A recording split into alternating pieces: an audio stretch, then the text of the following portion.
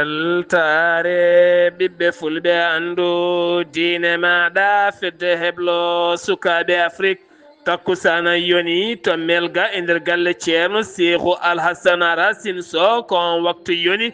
ha to ñorodi sahel e nder galle ceerno Sarifa Bouya haydara ko taari ɗum kala ene jiya e gardidi kabaruji men Dakar e maire muɗum kesso hanki fuɗɗima golle mum woni Abbas Fall wo fodi mawo yaltina Dakar e niɓɓere kono kadi wo fodi ɗo e balɗe temedere ma wat golle mantiniɗe wo erima Dakaru wanaɓe kala faade e gollodade to leydi Mauritanie sukaɓe ɗiɗo Sénégal naɓe weddaɓe e nder maaje kaɗeɗe Mauritanie mbawi fabede par ɓen joguiɓe nden kay kisala taw kadi ko on commande panoɗo taw on capitaine panoɗo toon to Espagne to leydi Mali police ɓe ɗiɗo biftonoɓe guila jeegoma lewru ota mbawi accitede wi wonande jagoɗɗo nden kay kisal leydi ndi hanki o ɓe dañi joɗodade hoorejo leydi ndi o saaha kanko jagoɗo o hollitiɓe puɗɗima addude jaama yo gaya nokkuji kewɗi to leydi Ghana hoorejo leydi ndi hollitima jabɓo ɓen riwaɓe toon to États-Unis d'Amérique kono noon taw koye jeeyaɓe nder Afrique de l'Ouest kala ko wona ɗum wonata ɓena jeeyaɓe hen kabaruji men manayna to Guinée Nigéria manja to Nigéria Côte d'Ivoire Gabon RDC Congo jolam jaɓeri jadeten koye musidɗo men Alhassane Oumar Mbodj musidɓe tedduɓe woto goɗɗe joni jañoɗen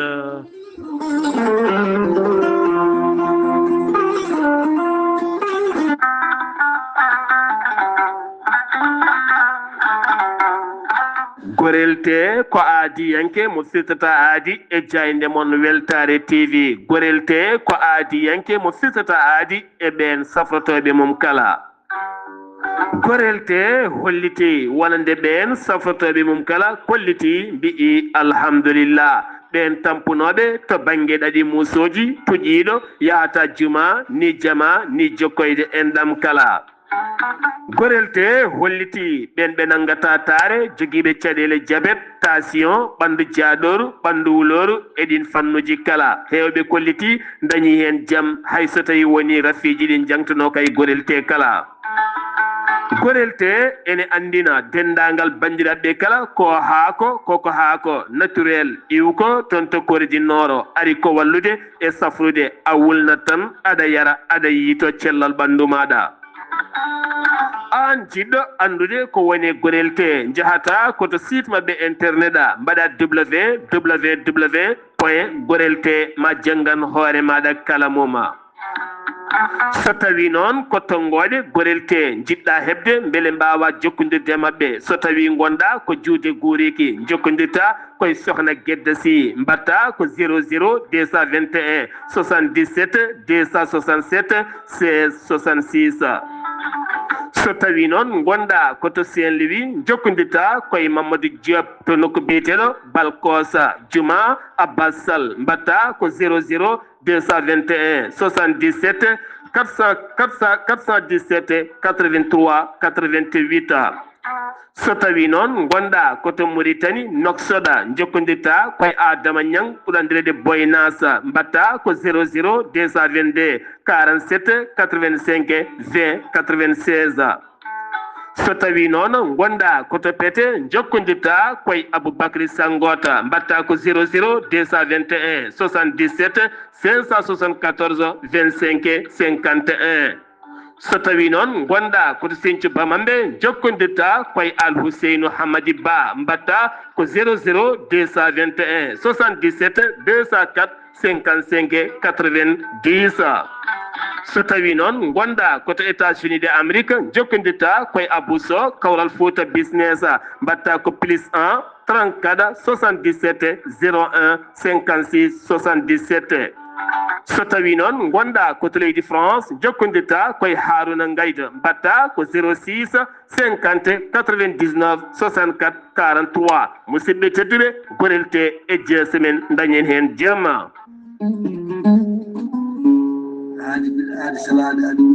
salade aadi ɓuuri firtude aadi ceerno Amadou Tijani Diallo gorko ko merga wuuɗo jinneji wi ko firtata aadi mo adodiri e jande weltare ɓiɓɓe fulɓe an diine maɗa weltare TV ceerno Amadou Tidiane Diallo ko wittiyanke leɗɗe ko safriyanke safruji fina ganda bindi laaɓaɗo leɗɗe jaadinde bala wala danwal kala ceerno Amadou Tidiane Diallo ne safra rafiji kewɗi ɗi jiiɗa cirol omo safra wonduɓe kista fibrom dogam sidde rewɓe ɗon komi sowaade rewɓe dartoraɓe sattanaɓe dewle kala ceerno Amadou Tidiane Diallo no yawrani ɓen wonduɓe koyɗe musoje keeceje musoje ɓalli ɓuutoji ɓalli ƴakkoji e ɓalli ɓuutoji kala ceerno Amadou Tidiane Diallo no yawrani ɓen ustaraɓe gorago yawɓe yitede koye men ustara jippiɓe leecce kala ceerno Amadou Tidiane Diallo no yawrani on gonduɗe e prostate hay sino prostate ma ko ɓurno ala ko heddi so wonani opération jokkodiri joni joni mbiya alhamdulillah ceerno Amadou Tidiane Diallo dendagal rafi mbawɗa wondude so ɗon maltana ko balɗe tati mbiya alhamdulillah ceerno Amadou Tidiane Diallo gorko mo melga wurjinneji e nder wittoji makko mo yiiti leɗɗe ko fate estomac son jokkude nder balɗe tati mbatta ñamde mbatta yadde kala ko kaajeɗa ceerno Amadou Tidiane Diallo gorko mo melga wurjinneji yawno ɓen ɗaɓɓoɓe kayitaji ƴewɓe visa ji ƴewɓe embauche kala ceerno Amadou Tidiane Diallo andini dendagal kilineɓe mum ewɗo saaha mo tawe to leydi France sa yiiɗi jokkodirde makko mbatta ko 00 336 04 04 66 27 ceerno Amadou Tidiane Diallo base makko ne tawe to Nouakchott ne tawe ɗon miñi ko ne wiye ceerno Abdoulaye sa yiiɗi jokkude mo mbatta ko 46 94 21 91 ceerno Amadou Tidiane Diallo gorko mo melga wurjinneji base makko ne tawe to Dakar en tawi ɗon miñi ko mbatta ko 77 714 94 15 gorko mo melga wurjinneji base makko ne tawe to Rosso Mauritanie ha to Dagana kala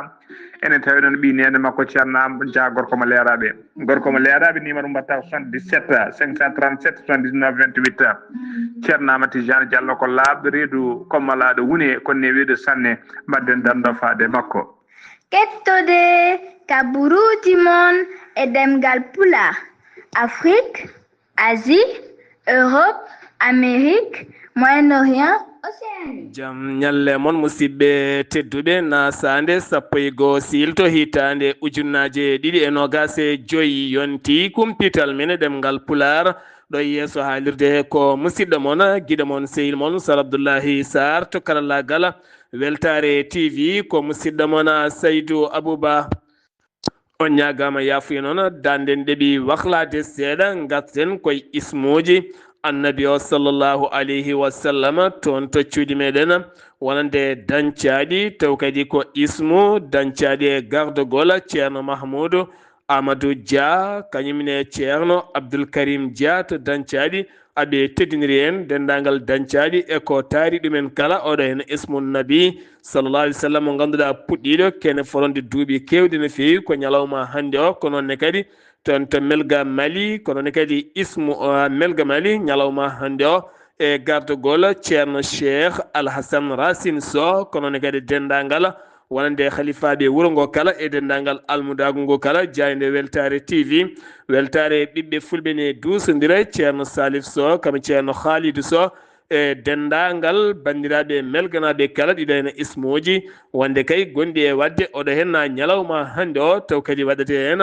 ko madhuji annabi o sallllahu alayhi wa sallam fedde yumma almuɓe yiɗɓe Sar Abdoullahi Sarr kame Haali Abdoullahi Sy wonande toon to wendu Bosiyaɓe e gardegol sohna Aminata Guissé dendagal wallidi mum kala aɓe kesɗitina he to wonande kay tintinde dendagal bandiraɓe kala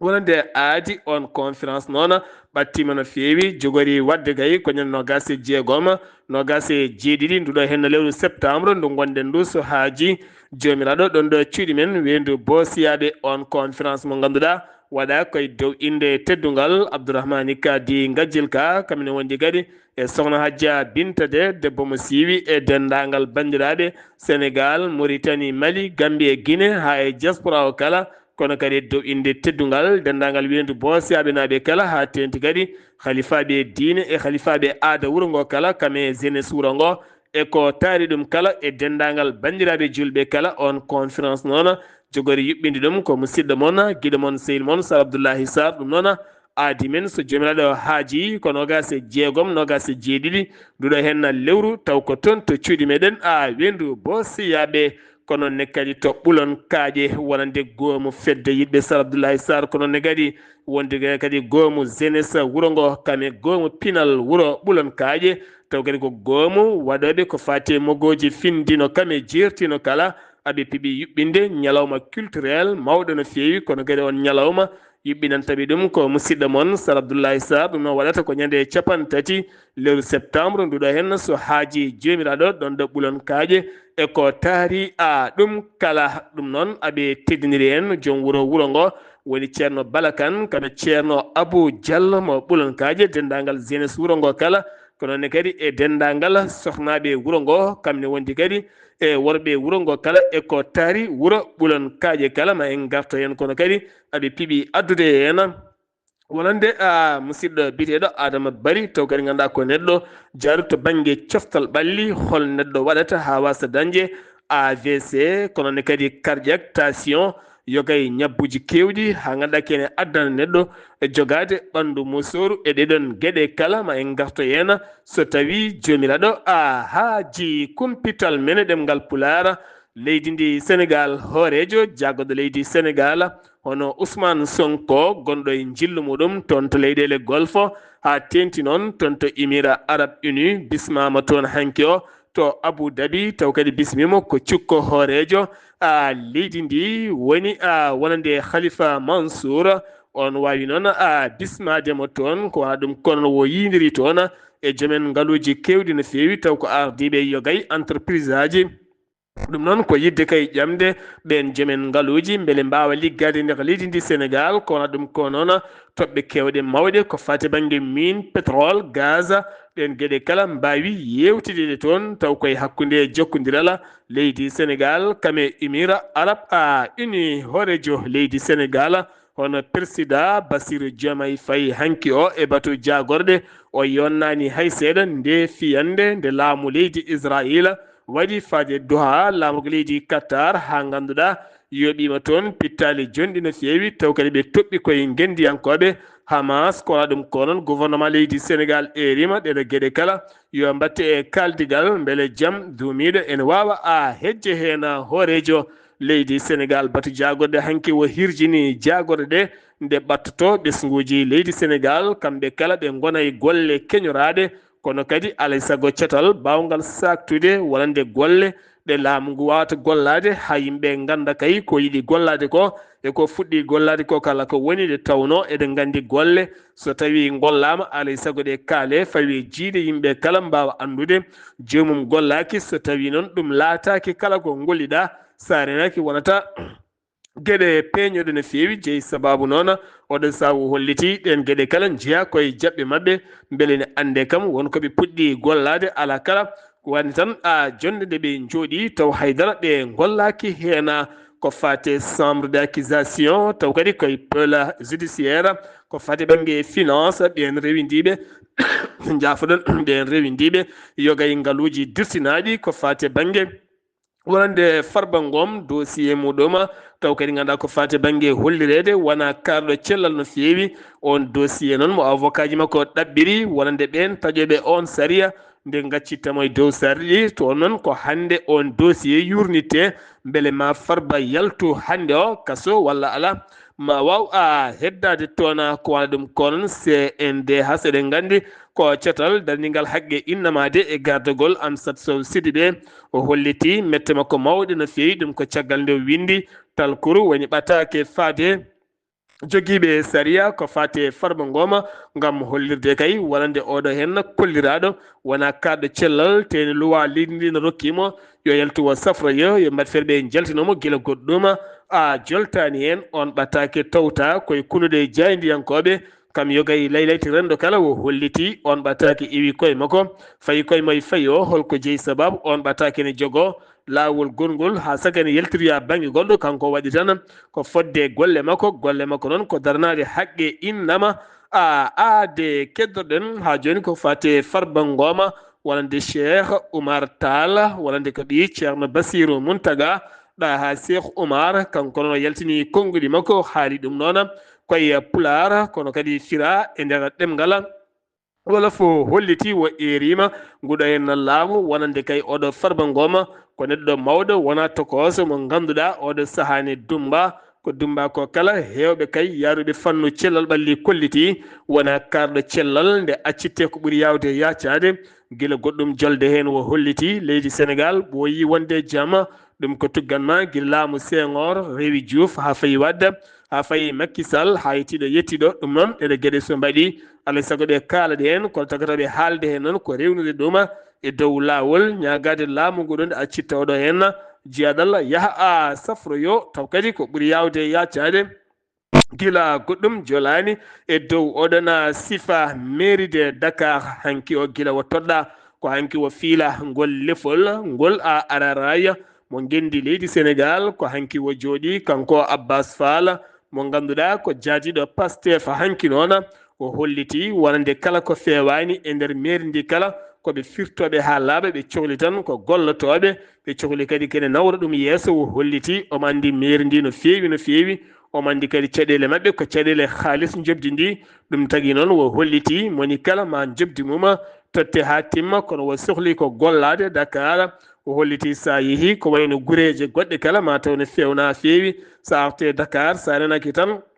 haɓan no fewi o holliti maɓe guittu kala ko fewani e nder Dakar ɗo e balɗe temedere gadi woni tan ɗo e lebbi tati maɓe puɗɗo wadde hen jaɓɓal jongal no fewi so tawi noon ɓe gollaki so tawi noon yimɓe jiiɗi yo tettu ɗum e juuɗe mabɓe o holliti oɗo sa fandare makko garɗinde Dakar e ko yaadi hen kala omo noddi noon moni kala nde wawata gollade hen ko wa ɗum ko noon ceerno Bokum ñiŋi no fewi nde jonde heñorade taw kadi ko Abbas Fall ɗo ganduɗa wonande caggal nde itta taw itti ɗum ko préfet de Dakar wonande Barthélémy Dias guilde noon koko wulliti toon to Cour suprême jogoɗo kay tajji sériya muɗum 17 nduɗo lewru ndu gonɗen beele mawo heddoy kanko on Abbas Fall toɗɗaɗo keso o e mairie de Dakar walla ala mairie Dakar ma artu e juuɗe Barthélémy Dias ko jeeyi sababu nduɗo hen heñayru no fewi waɗi hen noon ñiŋoje mawɗe no fewi en mbaɗat tabal jeen ha toon to Wourossogui halifaɓe diine wuuro ngo jooɗima gam yurnitade caɗele guuraɗe to banggue dewle ɗe nde tawno dewle ɗe koko ñappa tan ha teddi no fewi moni kala ene rimɗini dewgal mum ha teddi taw ala hen moyen hay seeɗa kala nde yangue waɗi ko caɗele mawɗe no fewi koma ƴetta téléphone ma an nodda moni kala nde tawno aduna ene faaɗi no fewi a wawana hoorema pawa e hoorema kadi ka ala duttoɗa pawa e koye yimɓe soɓe ballanima kadi tikkanaɓe gañodira e mabɓe taga gañgu ɗeɗo gueɗe kala wona gueɗe diine wona gueɗe aada ɗum jeeyi sababu khalifa o ceerno Aliou Thiam e wallidimo kala ɓe jornitima gam ittude ngal dongal so yimɓe jaaɓi itte dow koye men mbaɗa ko mbawani koye mumen woni ko fate otosuji ɗi itte kono ne kay anni tayimaji ɗi hirande yummum jombajo walla hirande esiraɗo kame ñeeh e sos mum kala e gueɗe damurdi en ɗe gueɗe kala guitte bedde ladde nde tawno ala kala ko woni hen pembordi en ɗe gueɗe kala guitte nawe banggueji goɗɗi kala ken woni peewal waɗe e yangue gue moƴƴine fewne kono kadi ɗum yeehi ha tonto wuuro teddugo Madina Gounass ene gasa musidɗo meɗen Amadou Sambolo ma artanen ko fate banggue addoyde jombajo e nawde jombajo no foti yimɓe ceerno oɗo saaha rokkiri hen wonande happu muɗum eɗen gueɗe kala ma en garto hen so tawi jomiraɗo haaji keddoɗen koye leydi Sénégal jeeyeten ko ha toon to Kédougou kene foto wonde layti ɗiɗi taw ko criminel uji woni ko nanga toon nanguiɓe noon ko brigade won jagguiɓe toon ko brigade territorial de la territorial taw kadi ganduɗa ko de la gendarmerie de Sareya ko ɓen tigui mbawi joggude ɓe wuuride ngo sen surtout ɗum noon ko sukaɓe tatto minoren taw ko rewɓe taw koye wawnere yo jeeye koye mumen ko ɓen nanga tottitama on je goto jooɗiɗo toon to Kédougou wonande noon laytol gongol ngol ko toon to Bambu toon to Bembo ɓe tonne kadi kene foto wonde sagataɓe nanga toon taw koko fati e banggue wonande huuɗo bonkoko kono noon wonande gandi mawdi kay addow sukaɓe rewɓe guila toon to Nigéria ne yeeya ɗumen on ko janoɗo Dakar oɗo saaha noon woni koye yiilede taw koye dow oɗon sifa no fewi to Linguére légal escala ko wuyɓe taw ko sudduɓe jeesi mumen ɓe gari koye 4x4 oto mo hinde 4x4 sanga 2 heures jamma ko ɓe naati e boutique Wave goto ɓe nangui kay ko gardien o ɓe kaɓɓi ɗum tan ko ha tiiɗi ɓe gañi ɗum ɓe keeɓi noon COP foro ɓe tawi toon kene foronde nogas e 1 million piccal jeetati ɗum woni koɓe nawi hen caggal ɓe potte boulangerie goto jaaho fiyoyde mburu muɗum ɓe tetti kala ko joguino ɓe piiɗuma tiggal musgal no feewi Dakar kame kurjuru kewɗo no feewi ɗum noon ko ɓen liggotoɓe e kurjuru fittoɓe ɓoftoɓe ko natan ɓe hofgo juuɗe gila 7 nduɗo e lewru septembre no gonɗen ɓe kolliti ko 15 milliard woni koɓe ndewata laamu ngu haɗo hen ala kala koɓe keeɓi hen haydara kamɓene koɓe joomen galleji koɓe fotɓe toppitede ɗum jeeyi sababu noon leegal Médina ha fayenma jeere tille en o saaha yeeyoɓe wonɓe toon ɓe kala ko hakkude buubi tan e luuɓogol hewɓe kolliti hen ɗum ɗo so tawi duumima ko ene heewi addude rafiji kewɗi no feewi kamɓene ɓe kolliti nguɗo laamu kay mi yoɓat tan ɓe duttito e golle mabɓe Tamba Kédougou nonne kadi ha fayenma toon to Bakel kala koye nden kay kisal ɗum koye patrouille banggue Bakel hakkude koñinkoɓe leydi Mauritanie eɓe Sénégal ɗum noon ko yidde addude nden ka e kisal no feewi banggue keddiɗo ko Tamba Kédougou taw kadi ko toon to Karanga ɗin nokkuji kala beele nden ka e kisal ko ɗum ko Bakel fayma Arundu jogontoro ɗiɗo nokkuji kala nden kay kisal koko ɓeyda hen kono ko patrouille dendaɗo hakkude leydi Sénégal ne wondi e leydi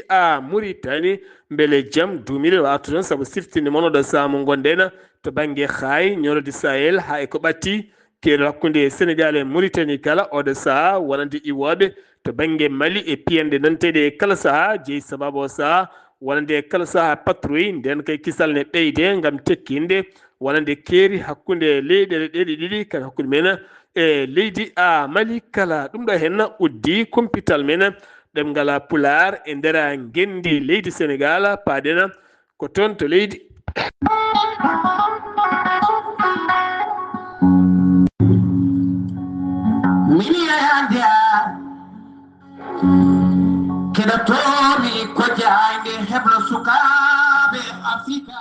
Yahya Ndiaye jayde heblo sukaɓe Afrique Weltare TV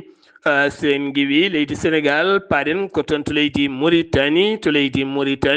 tambiɓe nden kay kisal maaje kaɗɗe ɗe leydi Mauritanie ha tenti toon to Nouadhibou ɓe nangui sukaɓe ɗiɗo kay taw koye woppaɓe ngo maayo enen gone kaɗo hen lanane kayan e kaydayi Bempeƴe ɓen sukaɓe ɗiɗo noon kamen kala ko minoren kono kadi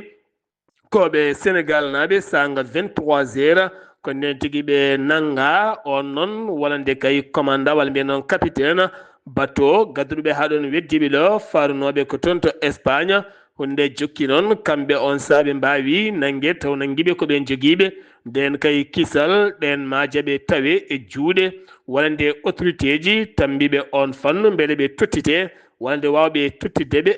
koreji mabɓe losko noon ne jokki e on sifa mo ala taw ko gasi hen Haydara Dia gorɗo affaire étrangère mo leydi Mauritanie kame gouvernement mo leydi Mauritanie ñiŋi no feewi wonande fiyande nde Israila waɗi hecci hanki o faade toon to Doha laamu ko leydi Qatar ha derguiji toon immeuble goto mo ganduɗa ɓe tuumi ɗum wonno hen ko gendiyankoɓe Hamas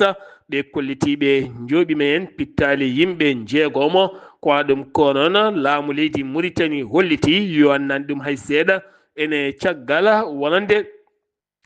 Qatar ɓe ganduɗa kañumen e koye mumen oɗo saaha jonnani ndeɗo hen fiyande hay seeɗa catal rewido ko fate banggue wonande rewido ko fate gueɗe nguura leydi ndi ɓe kolliti teskede ɓeydogol coggu no fotiri kala e nder lewru août mayduɗo hen ndu wonande ndiga piccal 7 woni ko ɓeydi hen ɗum noon ko gueɗe to banggue café kosam hay gueɗe ñameteɗe goɗɗe kala boisson e ko nandi hen kala ɗum noon ɓuuri teskede hen ko hakkude Nouakchott e Nouadhibou kono jaagoɗɗo jeygu ngu ala taw ko feññinen haydara gam teskede ngal catal rewido yurnitade yogay cogguji e gueɗe guuraɗe ɗe ɓe kolliti o saaha ene satti no feewi e nder leydi ndi ha tenti noon woni cogguji teskaɗi ɓeydugol majjuma catal tajour ballodiral e ɓesguji leydi ndi ɓe kolliti ko ene tolno e 12 wuuro taw kadi ganduɗa koye région de Gorgol woni wawɓe faabede dokka leydi ma mahani hen taw kadi ganduɗa ko koɗorɗe timmuɗe no feewi banne hen cuuɗi safara kami saaluji école jomumen mbawa tigui wurde gurdam en moƴƴama nden tan kadi ni ɗeɗo henno tufde ha tenti kadi wonde nokkuji ɗi ganduɗa so tawi ndiyam ari ene taga jomen halkade walla galleji men nana ndiyam wi Cheikh Wuld Bada holliti ɗum noon koye wonande ɗamɗo ilama eɗi toɓoli garɗi no feewi Basura ko wuro wiyete noon ngo tawete koye Hawdila Harbi ko debbo goto kañum woni mo manago yani e muɗum on debbo no wiyete ko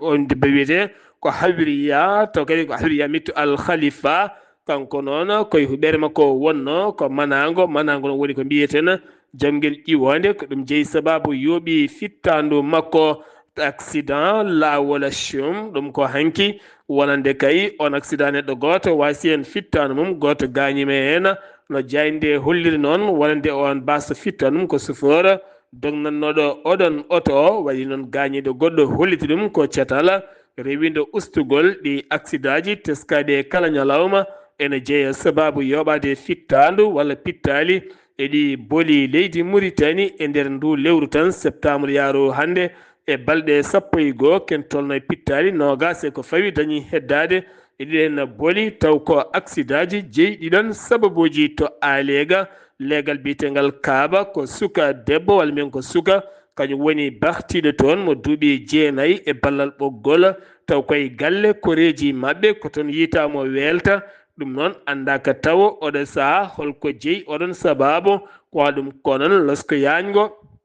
ene uddita hen ngam oɗo saaha ƴeewede ko jeeyi on sababu RSF woni Reporters sans frontiére en ɓe jaltini windande mabɓe ngam hollidde wonande ɓe jonnani hay seeɗa jaydiyankoɓe tato nanguede e nder yontere wotere hen ɗiɗo noon golloto koye site mo Al Akhbar ɗum ko caggal nde ɓe pilmuno wonande seppo wannogo nanguiɓe noon ko gendarmerie nationale ɓe erima noon autorité ji leydi Mauritanie oɗo saaha kay nde mbawata wonande wellidde jaydiyankoɓe mbawa wadde golle mumen taw kadi ko golle ɗe ganduɗa ene rokkaɓe wadde golle mumen moƴƴe e nder leydi ndi porte parole gouvernement mo leydi Mauritanie taw koye jonde hanki batu jagoɗe caggal muɗum kanko on Wuld Meddu o arti e hollirde kay wonande ɓe keeɓi gullitali kewɗi iwde ɓesguji Mauritanie naɓe finoɓe taw kadi ko toon to leydi Mali taw ko toon to Bamako ɓen ɓe biti kañumen gudda ha mbaɗi seppo noon e nder galle wonande ambassadeur mo leydi Mauritanie tawite to Bamako ɓe kolliti ɓe nani ɗin goytali maɓe jokkodire laamu leydi Mali ɓe ƴeewa foof wona e kaldigal tawne wondi kadi e jaame kisala nandiral hakkunde entreprise aji privé ji leyɗele ɗiɗi wonde leydi Mauritanie kame leydi Algérie nden sifande nandiral laatima wonande produit ji ko wayno ciment mahango e gueɗe décoration kala ma waw iwde taw koye lawol bateau wawa yettade leydi Mauritanie taw on produit iwata koye société privé mo leydi Algérie wawata arde kadi koye gollorɗe privé ɗe leydi Mauritanie nandiral to banggue commercial business hakkunde ɗe leyɗele ɗiɗi ɗe kala sen giwi to leydi Mauritanie paɗen ko toon to leydi Mali ɗiɗo biftanoɗe taw ko police ɓe biftano ko guila 6 lewru août maydu ɗo hen ndu taw koye lawol Tombouctou Douenza kamɓe ɓen ɗiɗo police aɓe ko sergent chef Abdourahmani Dembélé ne wonde sergent Aboubacar Dabo ɓe ɗiɗo biftanoɓe ɓe mbawi accitede ñande 9 ndu lewru taw koye ballal wonande armée leydi ndi hanki ono ɓe joɗodima e général Assimi Goïta holliti wonande kay e wallitgol mumen e mabɓe kono kadi e coftal mabɓe darde mabɓe ngam sifa nden kay kisal wonande jagoɗɗo nden kay kisal Dawouda Ali Mouhamadine wo holliti o sa armée leydi Mali ene ɓeydi darde mum ngam addude jaame kisal e nder leydi ndi kamerende ɓesguji leydi ndi kala jeheten ko toon to haaya wonande faama ɓe kolliti ɓe pawi juuɗe mabɓe e sagataɓe nayo taw ko tuumaɓe ne gollodira yogay pelle joguitiɗe to banggue téléphone aji taw koye nokkubireɗo lambatara ko wuuro tawetego woɗɗani haaya wi état major général armée leydi ndi wonande kay téléphone aji hewɓe ɓen joguitiɓe armée ji so tawi boni ko on fewnita onne kadi ne rokkaɓe kabaruji kewɗi no fewi ɓen noon o sane tawe e juuɗe ɓen dadiɓe hanki onon ñalawma o hay to wonande kay nden ka e kisal ne ɓeyda ton no feewi ngam oɗo saha rokkude doole wona ɗin camion ngaji citerne taw kadi ko giwoji to Dakar ina jolni essence ne paani ɗum toon to Bamako beele kadi ɓeydude nden ka e kisal e nder ɗiɗon diwanuji kala ha ɓuura newnude yangara siftinde moon yontere yawtunde tan ko ene fota wonde laabi kewɗi dañi no uddede toon ha waɗi hewɓe bifta hen hayso tawi woni ɓooyani jomin mbawi ɗaccitede état majeur général armée leydi Mali o holliti taw kadi koye base wonande groupe Moustapha ɗum noon koye ladde Bawolle 35 kilométre hakkude muɗum e Jumra ene tawi nder cercle mo jeema ɓe mbawi wadde toon fiyande mawde no fewi ɓe puftini toon wonande base joguitiɓe o holliti ɓe jooɓima hen pittali kewɗi no fewi kamɓe wondi kadi yoga e matériel uji kewɗi no fewi DSPR onesi hen e rima laamu leydi Mali nde accitta ko ɓuuri yawde biteɗo El Bachir Thiam mo ganduɗa kañumne ko gendiyanke influenceur mawɗo no fewi kalannoɗo tigui caɗele gonɗe e nder leydi ndi biftaɗo gila 7 lewru mai ha hande noon andaka holto nawa sagataɓe jeeyo jippiɓe oto ne mbugui koye mumen ko ɓen nayimo kono joofani peɗeli ko laamu leydi Mali joom suudu makko biteɗo Mariama portino plante 17 lewru juillet kono kadi oɗo saaha loni holliti e rima ɓen yo ɗaccite ha laaɓa ala ko mbaɗi haydara yaadiɓe makko noon kolliti koli hen weltare men mawde no fewi tuma kayya nde loni siftori neɗɗo mumen taw kadi beele wawa accitede e ɗiɗo hen kassoji to leydi Guinée Conakry HAC eɗen gandi ko haute autorité de la communication leydi ndi ɓe mbawi accidde site Guinée Matin mo ganduɗa ne jeeya e kumpital ɓurgal wawde humpidde leydi ndi ɗum ko subaka koko yowano e gardegol no balde ɗum ko caggal nde on ñaagui yafuya hanki o wonande kay nden jayde wawi yowtede ɗum ko sifa kay yogay ko goɗɗiɓe kalno hollita noon wonani noon yaari tigui ko wona ɗum koron o saaha yogay jayndeli leydi ndi udnoɗi ene guddite e seeɗa seeɗa ɗon ɗo ɓe gone orgal sumgoji wiide eyi walla ala e nder leydi ndi leydi Guinée to Niger kene tolno e nogas jeeɗiɗo koninke woni ko wara e nder janguji ɗiɗi ɗum noon ko ñalawma heccanke walla mbiyen ko ñalawma hanki o 10 lewru septembre taw koye jeune Tillabéri waɗi ɗum ko état islamique mo Sahel to nokko mbiyata bordere e tawe e nder fleuve maayo ngo Niger ko heewi noon waɗi hen gañiɓe no fewi ɗoɓe gonno e patrouille ko ɓen joguitiɓe armée ji kippi ornde mabɓe wonande kure condi kame pettoje kewɗe no fewi ken tolno nogas e jeeɗiɗi koninke woni ko wasi hen pittali mumen to leydi Côte d'Ivoire caggal déppoji candidature uji ken tolno 50 e ko fawi candidat wonande kay ko 5 tan woni ko jaɓana ɗin 5 jaɓaɗi ɗi noon yaade sumgoji nogas e 5 lewru octobre fandu so jomiraɗo haaji ene hen Alhassane Dramani Ouattara mo ganduɗa gorko mo duuɓi 72 piɗɗo kay ƴamde dawal mum nayaɓal taw ko yidde ardade laamu leydi ndi yaadi makko kolliti oɗo saaha maɓe dado ɓe ɗoftamo hawo mbawa lammindemo taw koye dawal nayaɓal ko wona ɗum ko noon rewɓe ɗiɗo jaɓanama hen Simone Bagbo hayso tawi woni yaadiɓe Bagbo kollitino inde Bagbo nde itte caggal kay nde ɓe ceeri guila 2022 guila nde noon inde Simone Bagbo suwata wahlade to banggue Simone Bagbo ɓe kolliti noon wonande Zizo holliti wonande kay cour constitutionnel holliti kañum haajum ala e inde joom galle makko wonde inde makko hayso ɓe ceeri ɗum ko yoɓe jaa ɓe degloya caɗele mabɓe kañum kam jaaɓi dossier ji makko jeeyama e ƴamoɓe lefol laamu taw koye sumgoji nogas e 5 lewru octobre fandu so jomiraɗo haaji leydi Ghana horejo leydi ndi woni John Mahama Dramani Mahama hanki o siifi ngam fellidde jaɓɓade ɓen riweteɓe to États-Unis d'Amérique kono o jaɓɓoto ko jeeyaɓe Afrique de l'Ouest wona jeeyaɓe banggueji goɗɗi siftinde moon o saaha leyɗele kewɗe Afrique nana puɗɗo jabde ko fare siifande hakkude e États-Unis d'Amérique wonande kay ɓen riweteɓe toon mbawa jaɓɓede e ɗeɗon leyɗele taw kañumen ngala kayitaji leydi men ngam nawte toon ma mbaw nawtede leyɗele goɗɗe taw koye nden sifande nandiral to Nigéria hoorejo leydi ndi woni Ahmed Bola Tinubu taweteɗo hannde o toon to leydi France jillu makko hanki o hakkude makko e Macron Emmanuel Macron toon to l'Élysée laamgol ndi kono ndu jillu holliti ɗum jogiiɗo konngol galle o woni jogiiɗo konngol galle laamorgo ngo Nigéria holliti ko jillu privé wona jillu golle kono kadi ñiŋama no feewi e laylayti rendo hollita gila tan nogas e jeenayyi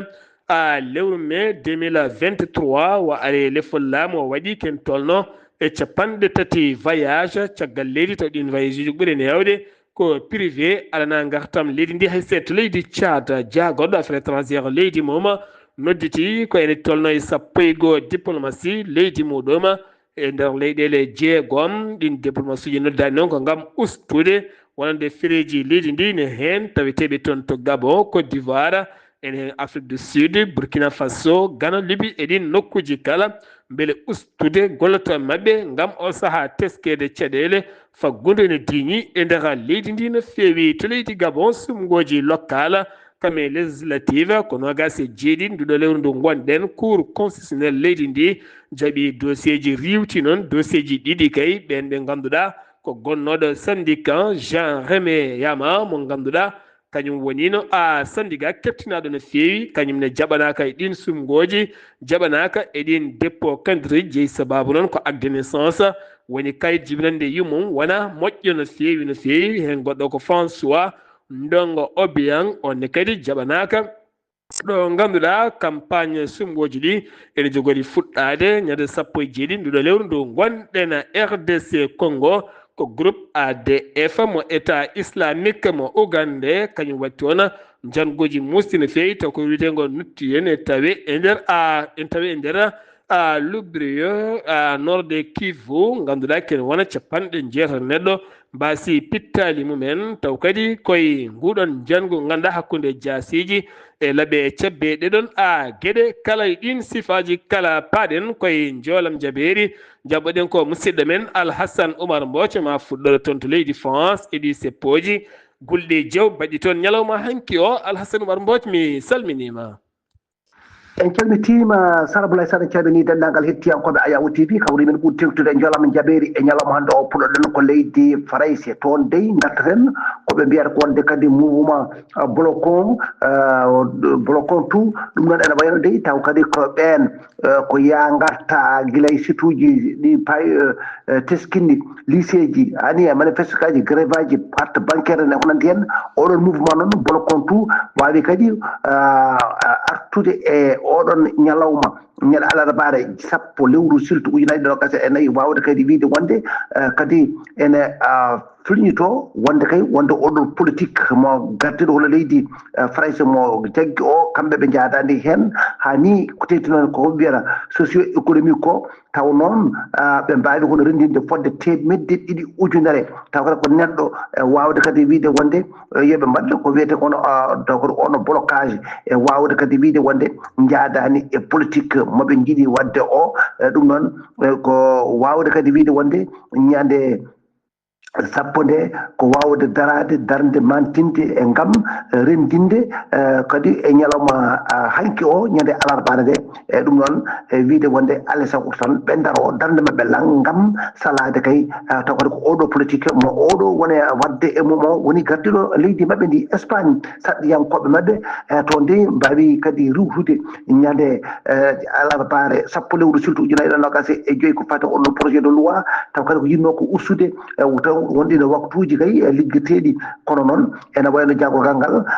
taw ko socialiste Pedro Sanchez heɓani heɓde hen polgu nde tawno wonde wote nde ene wayno kamɓe folɓe ɓe ko dañi ko 1jeɗiɗi e ɗum noon contre 1jeɗiɗi ko ɓen tan gurdima ɗum noon wonde firti tan wonde ko yinno ɓenninde ko ɗum noon rewani kono lawol leyɗele kono dendude Amérique toon dey ene wayno ko oɗo taw ko biyeteɗo taw ko Charlie taw ko Kirk ko influenceur ɓurɗo tengtinde e fadde kadi to batte ono sukaɓe ɗum noon ñande alarbaare nde ene wayno ko ɗon ɗon mbaɗano hono tawata ko batu maɓɓe ɗum noon ko ɗon tigi o fiya courant waɗi noon caɗele kewɗe no feewi nde tawno waɗi gañanɗe e kewɗe no feewi kono noon ɓe mbawi noon hono bayyinde wonande Donald Trump wiide wonde kanko e oɗo joguinoɗo kay dande mawde no feewi ko fati hono sukaɓe gañanɗe no mbayi wayde ni hewde ni ene wayno o ruttima e joomum makko wonande kay no Donald Trump hono o wiiri ko neɗɗo noon teskaɗo e darde mum no feewi toon ene wayno kay ko laana taw ko laana taw kadi ko panno ko toon to Gaza ene wayno kande on mema taw ko drone attika kaɗon laana waɗi no caɗele no feewi ɗum noon wonno ko toon hedde to Tunisie to ene wayno noon ɓen kam ɓe mbi wondema mbaɗa hen loyndo ngam ƴewde drone o halto ummi e ɗum noon ha tigui koto ene wawa kadi hono memde ka hono kaɗo laana jahanno ka toon to Gaza Palestine e ɗum noon waɗi noon caɗele feewi ko noon ñande alarbare sappo lewru taw kadi ko surtout ujunaji ɗiɗi e nogas e joyyi Sara Abdoulaye Sarr ko ɗum ɗo tungguɗen e kabaruji men e jolama jaɓeri e ñalawma hande o taw wonno koye dade musidɗo moon Alassane Oumar Modji gorko mo Sarr Ndongo ngam weltare Ayawu TV. Alhassane Oumar Mbocca ngam weltare Ayawu TV golle man jooɗi peewi o yeesadirde ko musidɗo moon guiɗo moon sehil moon Sara Abdoullahi Sarr kettimalaki jaam yo jaam Allah hiranena.